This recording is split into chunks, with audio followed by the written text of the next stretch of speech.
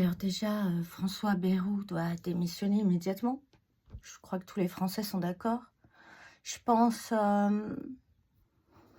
que les hommes politiques sont censés montrer l'exemple, hein. Donc, moi, je trouve aussi que quand on découvre qu'un député est cocaïnomane, bah, il montre pas l'exemple. Lui aussi, il doit démissionner.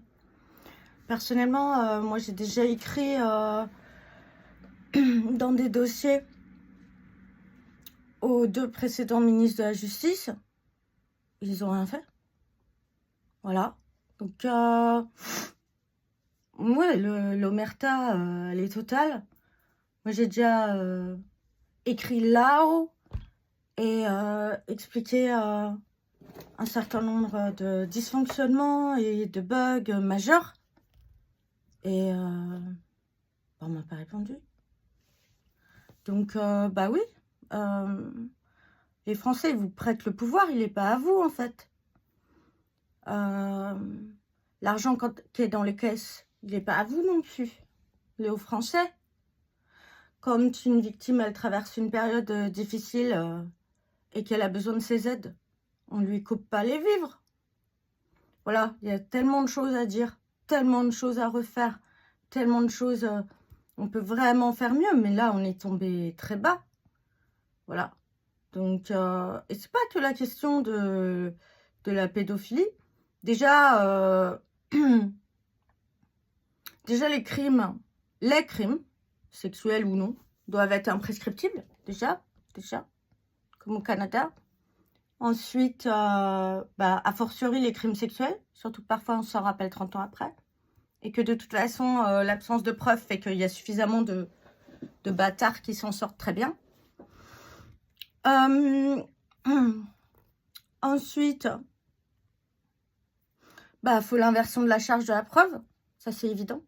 La victime doit avoir, comme en Australie, le statut de témoin, parce qu'en fait, elle a subi, elle y est pour rien, et elle dénonce pas des faits, elle les révèle, d'accord? Parce que quand elle a le fardeau du silence, c'est parce qu'elle se sent coupable et qu'elle a honte. Mais en fait, le viol, c'est le seul crime où les victimes se sentent coupables, et les coupables innocents. Alors déjà, quand il y a des preuves, moi je trouve qu'il n'y a pas de présomption d'innocence. S'il y a des preuves, il y a une présomption de culpabilité. La présomption d'innocence, à mon avis, c'est valable que quand il n'y a pas de preuves. Et puis alors après, je veux bien qu'on étudie tout le profil psychologique de la victime et toute sa vie et tout. Mais de là à se demander si toute sa vie est parfaitement morale, si elle se promène nue dans sa salle de bain ou des conneries comme ça, c'est peut-être un peu abusé, non? Et puis c'est surtout ce truc de renversement du discours. Toujours, on nous le fait à l'envers, on nous parle à l'envers. Adèle Haenel l'explique très bien, et sûrement mieux que moi. Mais ouais, on en a marre, puis on est très nombreux en fait, très nombreuses. Parce que s'il y a entre 11 et 13% victimes d'inceste, s'il y a 20% des femmes victimes de viol, s'il y a des enfants, des femmes, des garçons aussi violés tous les temps de minutes, on fait quoi? On fait rien? Voilà. Et puis alors on vous dit on va vous indemniser dans les 2 mois. Bah non, c'est pas du tout ce qui se passe, hein.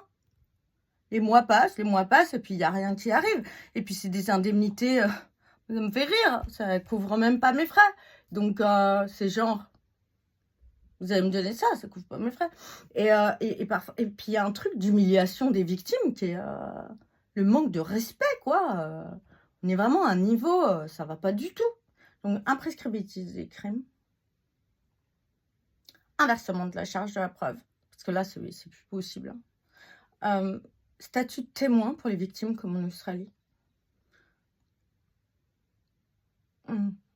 Facilité d'indemnisation. Et puis là, il faut revoir les montants, hein, parce qu'on laisse littéralement les gens crever. J'ai encore beaucoup de choses à dire, mais franchement, pour aujourd'hui, ça suffit. Mais évidemment qu'il doit démissionner. C'est quoi ça?